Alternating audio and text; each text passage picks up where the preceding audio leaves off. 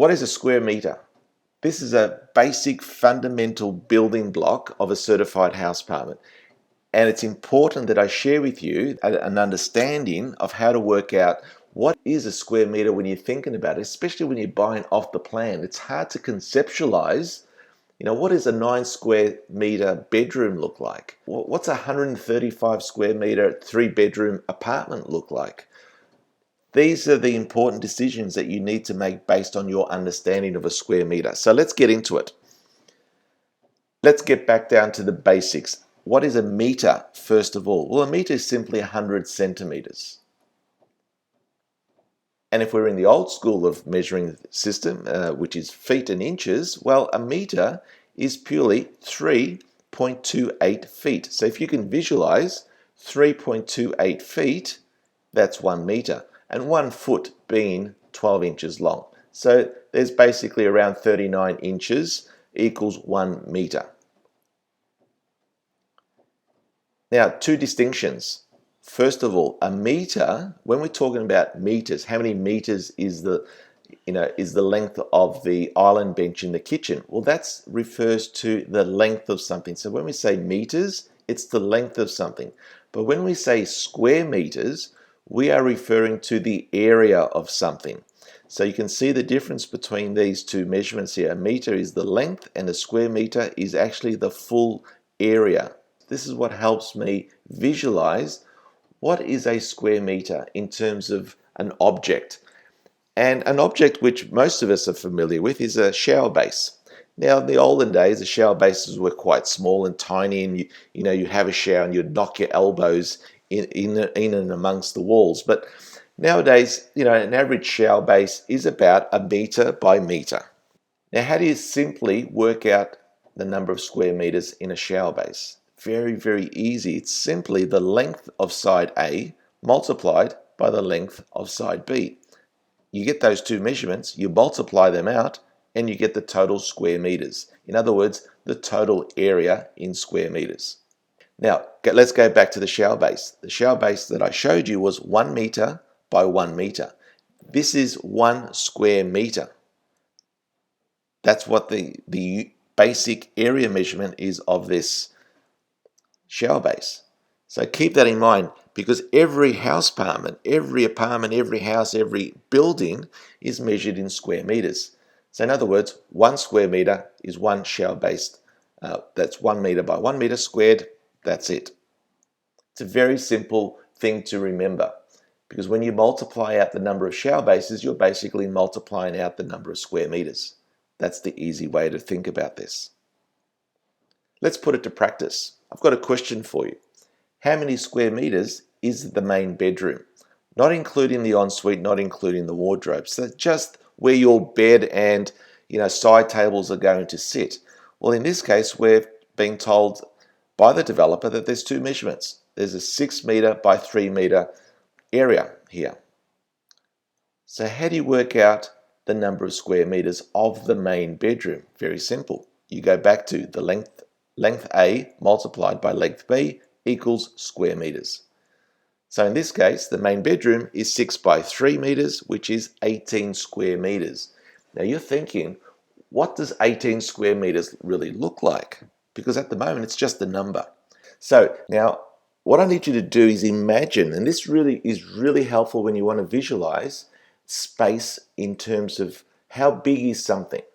Now, when you're presented with a floor plan, they're going to give you all sorts of measurements, and the measurement you want to look out for is the internal measurement of that apartment. And let's say it's 156 square meters. Now, how big is 156 square meters? Not easy to visualize, but this is what we do. This is a little trick that we have.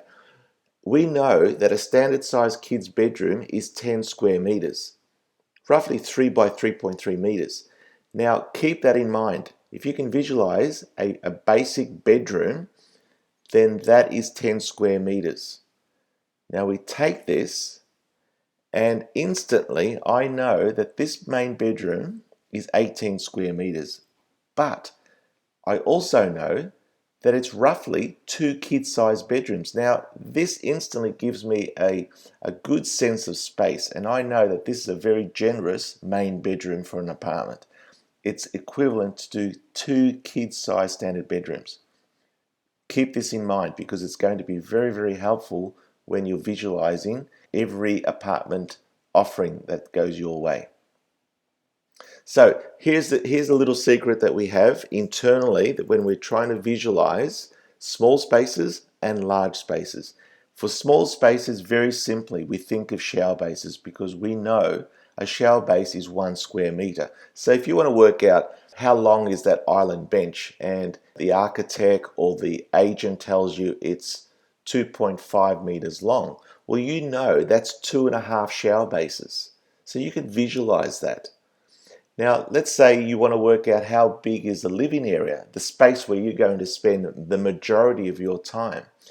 And instantly what I do is I don't use shower bases for that because it would be too many shower bases. Let's say it's 15 square meters or 20 square meters of living space. I know that that's equivalent to 2 kid-sized bedrooms, instantly giving me that feeling of this is either too big or it's too small, whatever the case may be. But now you get a really good sense of it because this is how you're going to establish value, and it's also how you can establish the difference between one apartment offering and another.